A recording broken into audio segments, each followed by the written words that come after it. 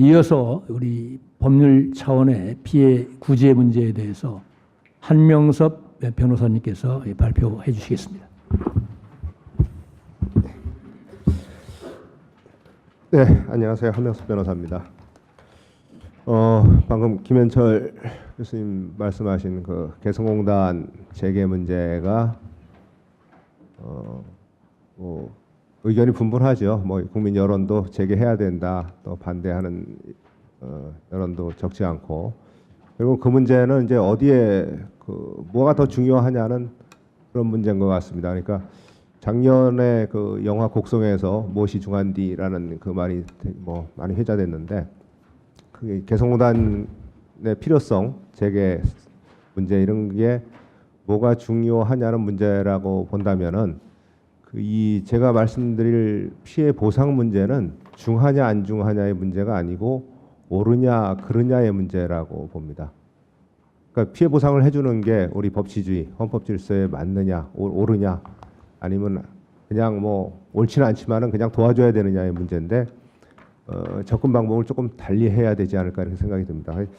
작년 3월달에 중소기업 중앙회에서 뭐 유사한 문제로다가 포럼이 열렸을 때, 그때도 참 가슴이 먹먹했는데, 그 당시 이제 19대 국회 얼마 남지 않은 상황이었고, 뭐 입법화를 통해서 구제 문제를 해결하기도 쉽지 않고, 그래서 제가 제시한 게 국가가 이게 뭐 단기간 내에 또 재개 가능성도 없는 상황이고, 국가가 자산을 다 인수해 줘라, 국유재산으로 편입시켜 가지고 국가가 관리하면서 북한하고 협상을 하고 뭐 북한에 남아 있는 여러 기계랄지 이런 자산들 관리하는 것도 국가가 해야지 개인이 가서 그걸 어떻게 하겠어요.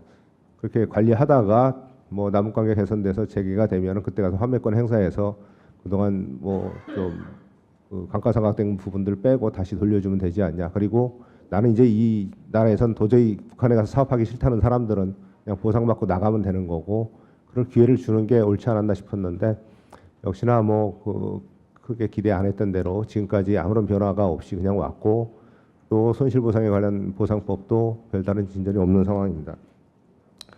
이게 지금 정부에서는 여러 가지 지원책을 마련해서 돈은 돈대로 쓰면서 또 별로 그렇게 큰 호응은 얻지 못하고 그러고 있죠. 물론 상당한 돈이 들어가고 있습니다.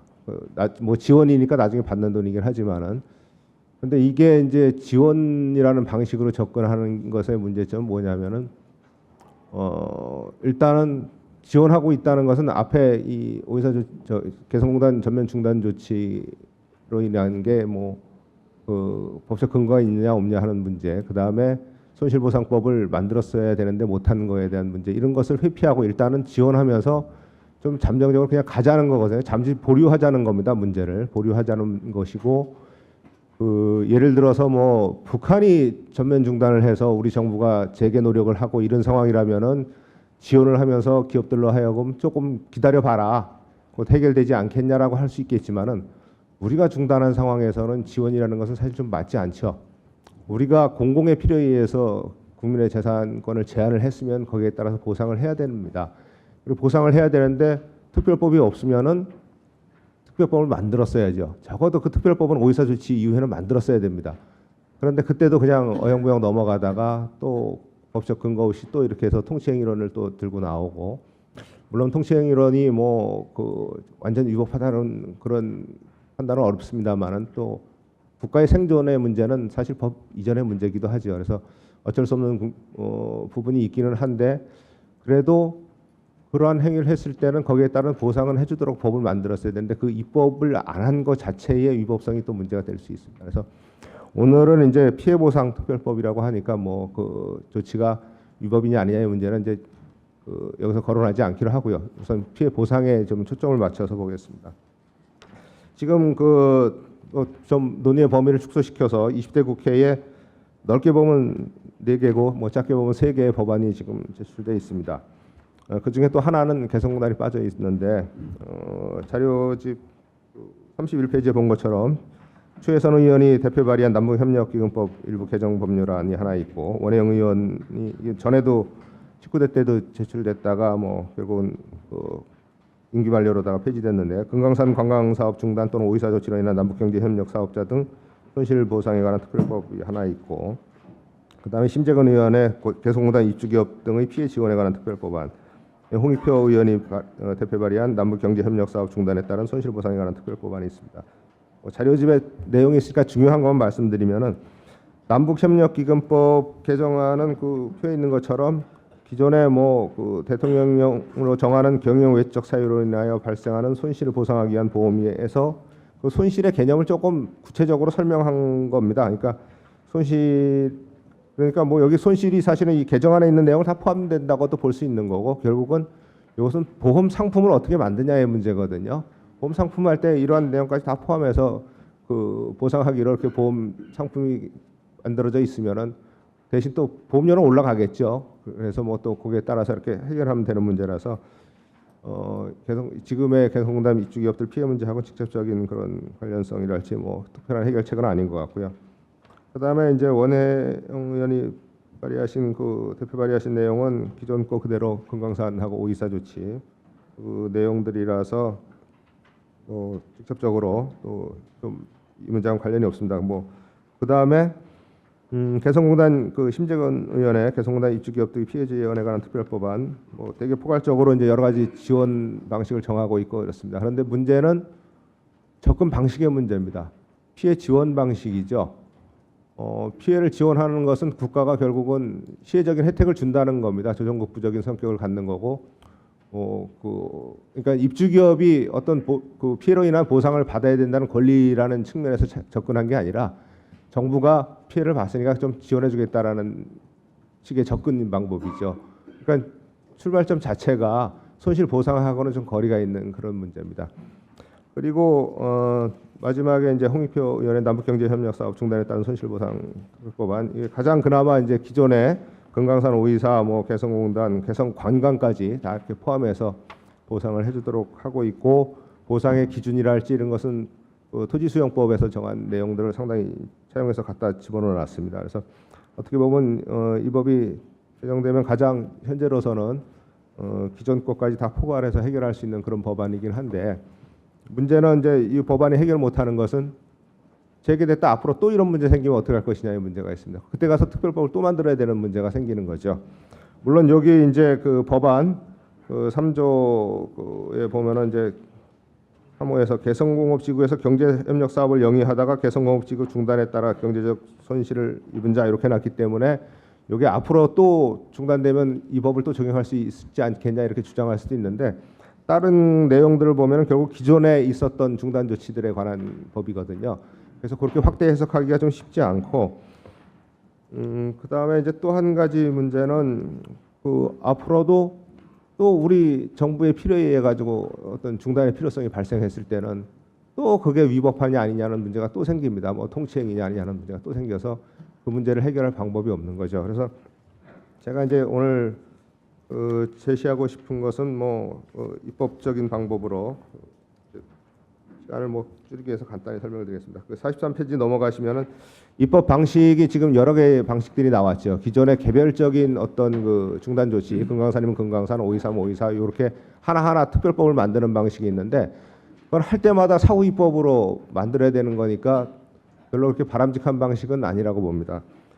두 번째는 기존에 있었던 걸 포괄적으로 묶어서, 그러니까 3개가 됐든 4개가 됐든 2개가 됐든 이렇게 묶어서 이제 법안을 만드는 방식인데, 그것도 역시 좀 제한적인 그런 문제가 있죠. 그다음에 앞으로 우리 정부가 이제 어떤 중단 조치 같은 걸 했을 때 최근 그런 조치까지 포함해서 일반법적인 성격으로 만들자.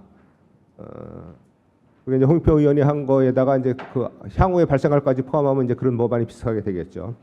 그렇게 하는 방법이 있고, 하나는 이제 교류협력법을 이제 개정하는 방법이 있습니다. 제가 생각하는 것은 사실은 4번째 교류협력법을 개정하자는 건데요. 이유는 이제 교류협력법에다가 지금의 이제 조정명령 같은 거보다 더 훨씬 포괄적이고 강력한 권한을 정부에 주자는 게 이제 가장 큰 이유입니다. 그러니까 지금 법안들의 문제는 앞에 오이사 조치든 개성공단 전면 중단 조치든 어떤 확실한 직접적인 그 법적 근거가 없다는 게 문제가 되고 있고, 그거로 인한 갈등이 생기거든요. 그래서 교류협력을 하자는 법에다가 정부에 이걸 중단할 수 있는 권한을 주자는 게, 그런 근거 규정을 두는 게 조금 이상하긴 합니다만은, 그래도 그건 어쩔 수 없는 거죠. 뭐 다른 법도 마찬가지거든요. 그래서 확실하게 여기다가 그러한 조치를 뭐 국가가 운영을 하다 보면 불가피한 경우도 있기 때문에 예를 들면 국가안전보장, 국민의 생명 보호를 위해서 불가피한 경우에는 전면적 또는 부분적으로 중단을 할 수 있도록 정부의 권한을 주되 다만 그 권한 행사를 하기 위해서는 그 관련자들의 의견을 사전에 좀 듣도록 하고 또 국회 동의를 받도록 하는 그런 절차적인 규제를 하자는 거죠.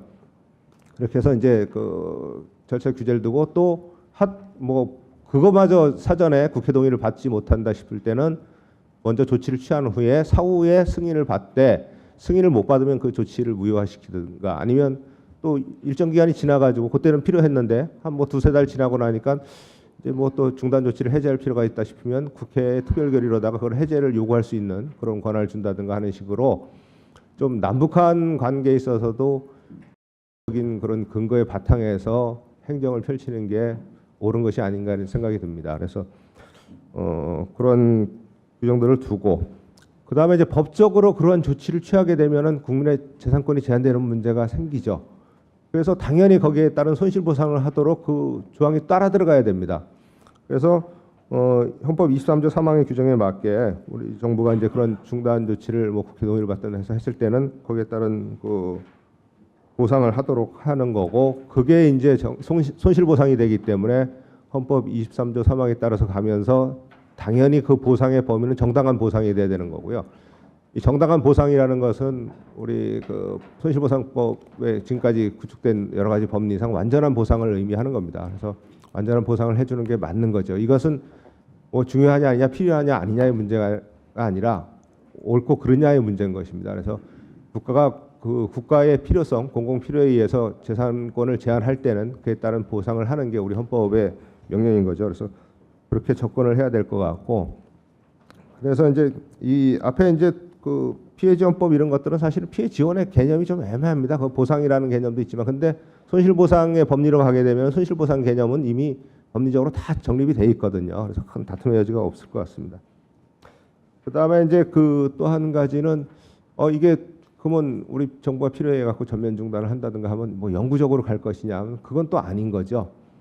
그 당시 뭐 앞으로 이제 또 재개했다가 또 어떤 필요성에 의해 가지고 중단을 할 수밖에 없는 그런 상황이 되더라도 언젠가 다시 또 재개를 해야 되는 문제가 생깁니다. 그래서 입주기업들 입장에서도 뭐 그걸 나는 그냥 뭐 보상 안 받고 좀 기다려 보겠다 하는 기업들은 뭐 기다릴 수 있는 거고 그 당시 정세에 따라서 판단을 하면 되는 겁니다. 그래서 이제 그런 경우에는 그래서 일방적으로 국가가 다 수용한다는 그런 개념이 아니고 그런 수용을 하도록 입주기업들이 요구를 할 수 있는 그런 권리를 주면 된다고 봅니다. 그래서 수용을 요청할 수 있는 그런 권리를 관련 기업들한테 주고 그다음에 다시 재개가 됐을 때는 수용에 대한 그 환매권 행사할 수 있도록 권리를 주면 되겠죠. 그래서 그렇게 해야 될 거고 보상 수준은 당연히 이제 완전 보상이 돼야 될 겁니다. 그리고 또 한 가지 말씀드리고 싶은 것은 이러한 그 손실보상이라는 것은 헌법 23조 3항에 따라서 간다면은 우리 정부가 공공의 필요에 의해서 취한 경우에만 해당이 되는 거죠. 근데 지금 앞에 나온 법안들은 중단을 원인을 어디 뒀는지는 사실 구별을 하지 않고 있습니다. 크게 본다면 결국 북한에 의한 중단과 우리 정부에 의한 중단으로 나눠볼 수 있는데 지금 북한에 의해서 중단되는 것은 사실은 진출하는 기업들이 떠안고 가는 리스크에 포함된다고 봅니다. 그건 판단의 문제죠. 입주기업들이 북한이라는 실체를 얼마나 믿고 갈 것이냐 아니냐는 우리 정부가 다 사전에 입법 조치를 하고 여러 가지 지원책과 그다음에 뭐 그 법제도적인 그 구비를 하더라도 북한의 리스크는 어차피 떠안고 가야 되기 때문에 그게 이제 정부에서 지금 얘기하고 있는 뭐 자유시장 경영 일세에 부합하는 그런 측면이 있는 건데 그것은 그래서 손실보상법으로 가는 것은 북한이 중단했을 때는 맞지 않는다고 봅니다. 이론적으로 그것은 결국은 경영보험 제도로 다 커버해야 될 문제라고 보거든요. 그래서 좀 구별을 해서 중단의 원인이 뭐 가끔가다 이제 어느 쪽에 있느냐가 판단이 좀 애매할 때도 있긴 하겠습니다만 하여튼 법적으로는 북한에 의해서 중단되는 경영적인 사유로 중단되는 경우에는 그 경영보험 제도로다가 커버를 해주고 우리 정부가 공공의 필요에 의해서 했을 때는 손실보상법으로 가는 게 법리에 가장 부합하지 않냐. 그게 그렇게 접근을 해야 옳으냐 그르냐의 문제가 되는 거고 법 취지에 부합하느냐 아니냐의 문제가 되는 겁니다. 그런데 지금처럼 피해 지원 문제랄지 뭐 실질적인 피해 보상하고 하면 피해 지원에 아까 말씀드린 대로 뭐가 어디까지가 피해인지도 명확하지도 않고요. 그다음에 기본 자체가 이것은 기업의 권리가 아니라 정부가 그냥 뭐 안 해줘도 될 거를 해주는 어떤 혜택을 베푸는 그런 인상을 주게 됩니다. 그래서 그 문제는 아니거든요. 그래서 그걸 명확하게 좀 구별을 해서 접근하는 게 바람직하지 않을까 생각을 해봅니다. 아무튼 지금 뭐 상황이 다들 그냥 얼핏 생각하면은 대선이 끝나면 정부가 바뀔 거고 그러면 바로 재개가 되지 않겠냐. 근데 저는 그게 쉽지 않다고 봅니다. 김현철 교수님 앞에서 말씀하실 때 유엔 제재라는 거에 이제 뭐 충분히 가능하다고 이렇게 말씀을 하시지만은 그것은 이제 또 여러 가지 견해가 있을 수 있고 저도 뭐 그렇게 생각을 하려면 한다고 봅니다. 그러니까 남북 당국 간의 의지만 있으면은 뭐 유엔 제재 하에서도 가능한 얘기라고 보는데 이게 기존의 개성공단이 폐쇄되지 않고 계속 왔을 때 유엔 제재하고 관련 없다고 주장하는 그 상황하고 이미 폐쇄된 걸 다시 재개하는 과정에서 그 유엔 대북제재 조치에 무관하다고 주장하는 것은 좀 다르거든요. 없어진 걸 다시 만드는 게 그래서 쉽지는 않겠죠. 그래서 이제 그 요거하고는 좀 상관없습니다만 제가 사실은 그동안 계속 주장했던 것 중에 하나가 개성공단의 그 전에는 이제 북한에 의해서 개성공단이 중단되는 걸 맨날 염려해가지고 그걸 어떻게 막을까 우려를 했죠. 그래서 개성공단의 이제 국제화 얘기를 많이 했습니다. 뭐 중국이든 뭐 다른 외국 기업들도 많이 유치하자 해서 정부에서도 많은 노력을 했습니다만은 뭐 별다른 성과가 없었죠. 바늘 파는 공장 하나 와 있었고 사무소만 하나 와 있었는데 제가 제안하는 것은 개성공업지구법에서도 규정하고 있는 개성공업지구 생산 제품을 북한 내수 시장에 팔자는 겁니다. 북한 당국하고 협의를 해서 직접적인 거래를 하자는 거죠. 그러면은 입주 기업들의 그 기업 형태가 다양해집니다. 지금은 남한으로 가져서 팔기 위한 물건을 만들지만 북한을 내수 시장하고 연계가 되면 북한에 파는 생산 제품은 훨씬 더 다양하게 되고 진출 기업이 훨씬 더 다양화될 겁니다. 그리고 북한에 우리가 줘야 될 임금과 저쪽에 받아야 될 상품 대금이 있죠. 상품 대금은 그 전체적으로 그걸 묶어가지고 물론 주체는 좀 다릅니다만은 청산결제 방식으로 가게 되면 실질적인 현금이 가는 문제는 많이 줄어들 겁니다. 그런데 이게 이제 그 개성공단에서도 그렇게 할 수 있게 돼 있는데 그동안 안 했던 거고 나선경제무역지대법에 보면은 이것을 현실화시키기 위해서 북한이 어떻게 했냐면은 그 중국하고 공동 개발을 하기로 한 나선경제무역지대에서 북한의 그 중요한 생품 같은 걸 만들어서 북한 당국에 팔게 돼 있고 북한의 기관 기업소 단체가 그걸 사올 수 있게 돼 있습니다. 그리고 가격 그 물건의 가격을 북한 당국이 정한다고 돼 있어요. 그럼 북한이 중국하고 나선경제무역지대가 활성화되면은 자기네의 생필품을 거기서 가져가겠다는 얘기거든요. 의도가. 그리고 가격을 자기네가 정하겠다는 것은 그러면 안 만들겠죠. 그 누가 저쪽에서 일방적으로 정한 가격대로 팔겠어요. 근데 그로 인한 손실이나 이런 것은 북한 당국이 보존하게끔 만들어 놨습니다. 그러니까 중국하고 협상을 해서 자기네 필요로 하는 것을 거기서 중국 기업들이 북한에다 갖다 주는데 그것을 중국하고 북한 간에 이루어지게 하는 게 아니라 우리가 선제적으로 개성하고 북한에서 그 북한이 필요로 하는 물건들이 공급되게끔 하는 체제로 가야지. 왜냐하면 이게 재개라는 게 기존 걸 다시 돌려놓는 상태로는 이제 한번 당한 기업들이 또 누가 그렇게 선뜻 나서겠어요. 지금까지 손해를 봤는데. 그래서 그런 문제까지 해서 좀 더 이렇게 활성화할 수 있는 방안을 마련하고 재개를 해야만이 그나마 좀 가능성이 있지 않을까 이렇게 생각이 됩니다. 네, 이 정도로 마치.